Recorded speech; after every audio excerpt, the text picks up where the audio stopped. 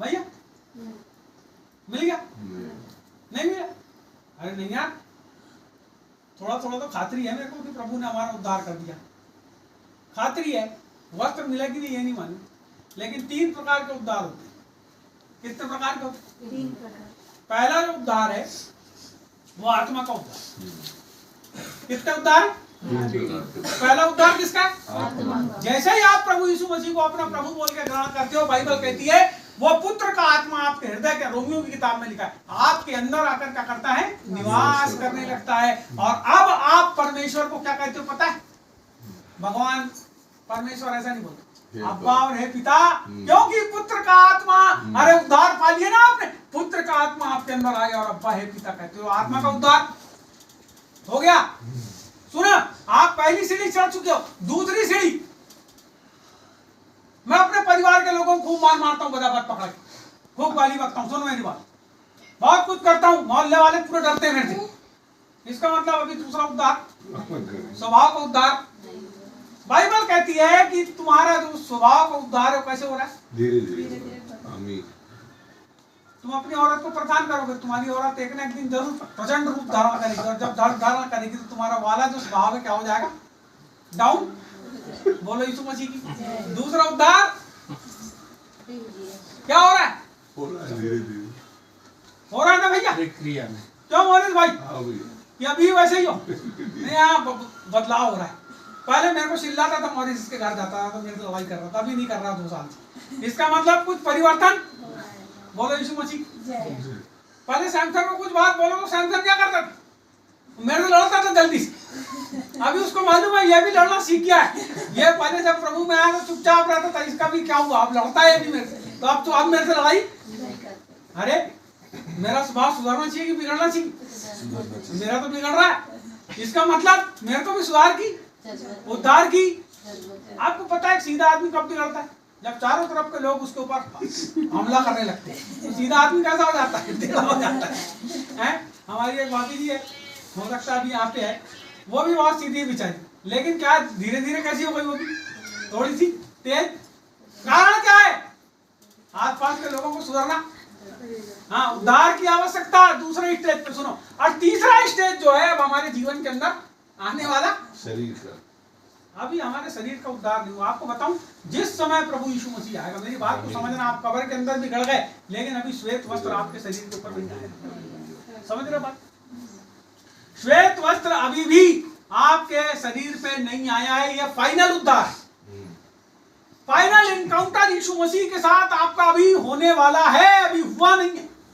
मरने के बाद आप स्वर्ग जाते हो कि नहीं जाते, कि कब्र के अंदर आप रहते हो? मैं आपको बताऊं, मैंने बहुत सारे लोगों से चर्चा करा, एक बार लंबी चर्चा हमारी 2 दिन तक भी चली, और तीसरी जगह भी चली, और चौथी। कई लोगों से प्रश्न हो गया, किसी के पास अभी फिलहाल में उत्तर नहीं है। लेकिन मैं आपको ये बताना चाहता हूं कि हम चाहे प्रभु के पास चले जाएं, चाहे हम, सुनिएगा, चाहे हम प्रभु के पास मरने के बाद चले जाएं, हमारा शरीर कब्र में अंदर चले जाए, लेकिन उद्धार का वस्त्र हो सकता है हमारी आत्मा चमचमाती हुई जाए प्रभु के पास। क्यों? क्योंकि आत्मा का उद्धार, मेरी बात को समझना।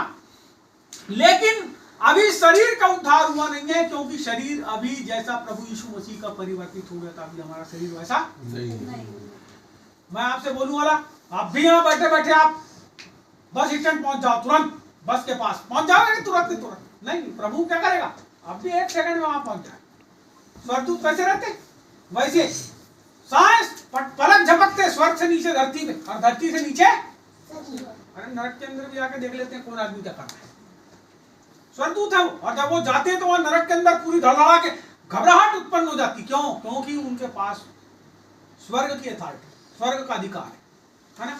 और हम लोग जब अभी प्रभु के पास, जब हमारे शरीर का अभी उद्धार नहीं हुआ, हमारा शरीर परिवर्तित नहीं हुआ, अभी हम बैठे हैं, अचानक प्रभु आ जाए, बात कर रहा हूं आपसे, अचानक प्रभु आ जाए, आपको पता है क्या होगा? अचानक तो जो जितना ज्यादा परमेश्वर में इस समय, अभी इसी समय अपने जीवन को समर्पित करके रखा है, मेरी बात सुनिएगा, परमेश्वर मन को देखता है। अभी अपन ने पिछले बार बात की, जिस चीज को देखता है मन। मैं अच्छा आदमी नहीं, मैं अच्छा आदमी नहीं हूं, लेकिन यदि मैंने कोई गलत किया हूं तो मेरा मन जो है, यदि उसको बोलता है कि तूने गलत किया और मैं परमेश्वर के सामने सरेंडर करता हूं, तो परमेश्वर स्वीकार करता है। आमीन। मेरी बात को, इस बात को समझिएगा। हो सकता है मैं गलत हूँ, सबकी नजर में गलत हूँ, पूरे समाज की नजर में गलत हूँ, लेकिन यदि मैं गलत करके परमेश्वर के सामने सरेंडर करता हूँ, अपनी जो गलती मैंने किया हूँ, यदि मैं सामने वाले के सामने मानता हूँ कि मैंने गलत किया है ना, तो परमेश्वर क्या करता है उसको क्षमा कर दो। तुरंत। तुरंत। कोई जैसे हम लोग कोई बात को सालों तक के सोचते रहते हैं, घोटते रहते हैं ना, वैसा परमेश्वर नहीं है। हम मनुष्य लोग हैं, हम लोग बहुत, क्या बोलना चाहिए, शैतान ने जब हमारे को फल खिलाया ना, उसका जो बीज हमारे अंदर पड़ा, बहुत निकृष्ट बीज है, भले और बुरे के ज्ञान का जो फल का बीज हमारे अंदर है, वो स्वभाव में हमारे आ गया है। सुनिएगा, उसी के कारण हम कई बार सब कुछ को जानते हुए भी क्या करते हैं, अपराध करते हैं। है ना। बार बार बाइबल में लिखा है, इब्रानियों की किताब में, बार बार हम यीशु मसीह को क्रूस के ऊपर क्या करते हैं, वो उनके लिए अनहोना है। यदि आप बार बार जानबूझ के कोई गलतियों को कर रहे हो, तब तो आप बार बार यीशु को क्रूस पे चढ़ा रहे हो, यहाँ अनहोना हो जाता है। तो तीसरा जो उद्धार है कब होगा, जब प्रभु यीशु मसीह कलीसिया को लेने के लिए आएगा। बाइबल कहती है पलक झपकते ही क्या होगा, मुर्दे जी उठेंगे और हम लोग बदल जाएंगे। अरे बदल के पता चला यहाँ हम सब बैठे, हम जिसको पापी समझ रहे थे वही गायब हो गए यहाँ से, और हम सब बैठ के देख रहे हैं, अरे कहाँ गया। मेरी बात सुनो, उद्धार करना आपके हाथ में नहीं है, और आपके विचार से भी कोई आदमी धर्मी और पापी है। यदि आप सोच रहे हो ये फलाना आदमी व्यभिचारी, उसको कलीसिया में नहीं आना चाहिए, तो हो सकता है तुमने भी गुप्त में चुपचाप व्यभिचार किसी के साथ करे होगे, जो किसी को नहीं पता, प्रभु को पता है। हो सकता है वो आदमी जिसको तुम सब व्यभिचारी समझ रहे हो, या गलत समझ रहे हो, गाली बकने वाला समझ रहे हो सकता है प्रभु आए और उसने अपने गुनाहों को मान लिया हो, तो वो उठा लिया जाए। लेकिन तुम जो गुप्त में पाप करते हो, परमेश्वर उसको जानता है, उसका लेखा परमेश्वर तुमसे सुनिएगा। वही एक बाधा होगी तुम्हारे जीवन के अंदर। बाइबल में लिखा है, यदि तुम अपने पापों को मनुष्यों के सामने मान लोगे, यदि तुम मुझे, पहली बात पापों को लोगों के सामने स्वीकार कर लो, दूसरी बात यदि तुम मुझे इस संसार के अंदर जो लोग हैं, जो मनुष्य हैं, उनके सामने स्वीकार करते हो, तो मैं भी तुम्हें अपने महिमा में जब आऊंगा तो स्वर्गदूतों के सामने स्वीकार कर लूंगा। परमेश्वर यीशु को कभी इनकार नहीं करता। कई बार लोग हमसे पूछते हैं, क्यों तुम यीशु मसीह को मानते हो क्या? उसको बोला हो जी हाँ मानते। बोले धर्म बदल दी? कहा जी नहीं, हमने धर्म नहीं बदला जी, हम क्यों धर्म बदलेंगे? सच्चाई बोलो ना, कहाँ है आपके पास कोई कागज है धर्म बदले कोई धर्म है आपके पास कोई कागज है? नहीं है मेरे पास कोई कागज, मैंने नहीं बदला धर्म। लेकिन मैं यीशु मसीह को मानता हूँ, मरता तक मानूंगा और मानते ही रहूंगा। जिसको जो करना कर लो, जेल में बंद करना करो। तुम प्रमाणित नहीं कर सकते कि हम ने धर्म बदले। हम जिस धर्म के हैं वही कागज हमारे पास है। यदि तुम्हारे फर्जी कागज किसी ने बना दिया है तो भाई तुम जानो, लेकिन हम कलेक्टर के पास नहीं गए कि हमारा धर्म बदलो। मेरी बात सुनो, हमको ये काम नहीं करना है, लेकिन हमको अपने विश्वास के ऊपर स्थिर रहना है। कोई भी आए, हमको क्या करना है? अपने विश्वास पे। अरे हम यीशु मसीह को मानते हैं, हाँ जी मानते। बोल के बता रहे, सिंधी भाषा में कैसा बोलते हैं? यीशु मसीह को मानती हूँ मैं, मेरा उद्धार करता। बोल के बता, जोम के बोल बोल। मैं यीशु मसीह के मनी में है, मुझे यीशु मसीह की परमेश्वर है। देखो उन्होंने सिंधी भाषा में बोली, इसका मतलब क्या? ईसाई हो गई? नहीं भाई, आपको प्रभु के ऊपर विश्वास करना है, अपने हृदय में प्रभु को ग्रहण करना है, उसको लेके अपने साथ चलना है। जब आप उसको लेके अपने साथ चलोगे, मैं आपको बताना चाहता हूं, वो आपको अपने साथ लेके जाएगा। ये तीसरा आपका उद्धार होगा। यहाँ पे लिखा है, जब आप प्रभु के सामने पहुंचेंगे उसकी महिमामय उपस्थिति में। सुनो, आपके जीवन में एक बहुत बड़ी घटना घटने वाली है। आज तक बाइबल कहती है, आज तक किसी ने परमेश्वर को नहीं देखा। सुनो, आपने कोई देवी को देख ली होगे, देवता को देख ली होगे, फलाने को देख ली होगे, ढिमके को देख ली होगे, भूत को भी देख ली होगे, लेकिन बाइबल कहती है किसी ने आज तक परमेश्वर को किसी ने नहीं देखा, जिसने सारी सृष्टि को बनाया। और मैं आपको एक बात बताना चाहता हूं, आपके इस जीवन में और पारलौकिक जीवन में घटना घटने वाली है कि आप परमेश्वर के उस महान दैदीप्यमान सिंहासन के सामने खड़े होगे। और जब आप उसके सामने खड़े होगे तो उद्धार का वस्त्र पहने हुए खड़े होगे, और आपके हाथ में खजूर की डालियां होगी, और आप ऐसे करके लहराते होगे।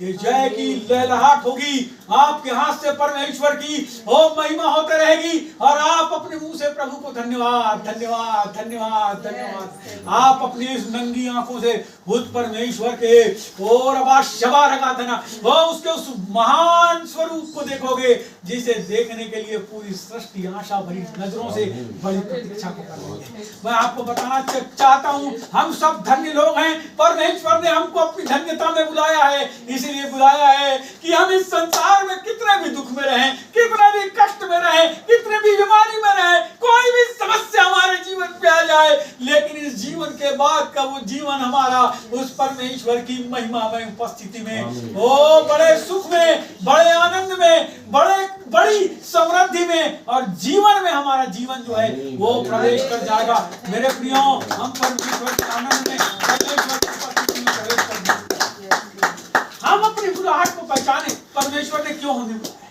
हम इस बात को समझें क्यों परमेश्वर ने हमें बुलाया है, हम इस बात को समझें क्या परमेश्वर ने हमको काम को दिया है और हमको क्या करना चाहिए और आज हम क्या कर रहे हैं। मैं आपको बताना चाहता हूँ, ये संसार और संसार की चीजें बाइबल कहती है सब नष्ट हो जाएगी।